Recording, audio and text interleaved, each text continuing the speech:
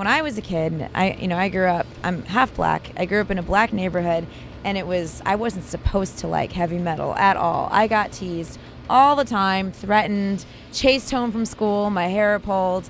And to make matters worse, of course, I was a girl, so everything about it was wrong.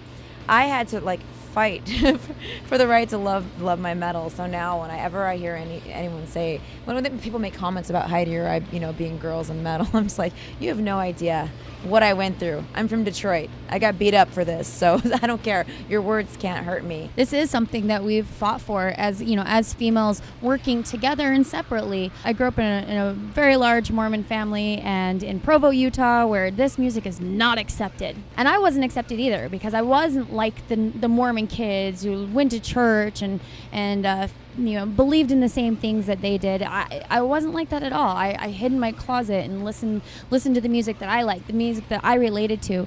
And Carla has said this many times, and I feel the exact same way. Is that we felt like almost like the musicians were speaking to us, like, it's okay, you're not the only one. There's more of you out there, and I really think that saved both of our lives, and it was something to fight for. They give you a place for all of these people who are like you can get together and enjoy music. So why drag the person next to you down because they're not like you? The funniest thing, the other day in the mosh pit, we had a black guy with a mohawk, we had a skinhead with Nazi tattoos and a banana.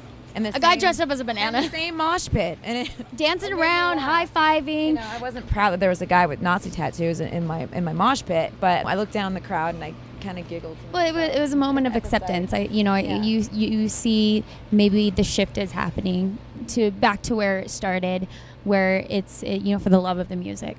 I just remember I being so angry and then hearing Phil Anselmo sing, and it kind of put a voice to my anger as well. And when I heard that and saw that, I'm like, that's what I want to do. And now when we look down on the crowd and we see, young girls or young guys, and you can tell because they have that look in their eye that, that I had my eye and she had in her eye in the front row. There's something going on at home they're not happy about. Whatever their situation is, that they need this. And it's so important for them to be in the front row and to make that connection with them. It's the most important thing in the world at that moment. When I was growing up, I got backstage at every show, and I wanted to talk to them. I didn't want to screw anybody. I wanted to be Axl Rose. I wanted to be Phil Anselmo. Tell that story about Art. I was a huge Everclear fan. Say what you want, but I think he's a genius songwriter. Absolutely. He's an absolutely genius songwriter. And I got a chance to go backstage, and I was a kid, dopey kid, and I wanted to move to LA to be a rock star. And I asked Art about the music business. I told him, I want to play music. And instead of dismissing me, he pulled me aside. He talked to me for a good 20 to 30 minutes about the music industry and about what I should do. And you know what? A couple years later, I packed up my and I moved to LA. I will never forget that experience. And if I can do that for one person, that would make me extremely proud.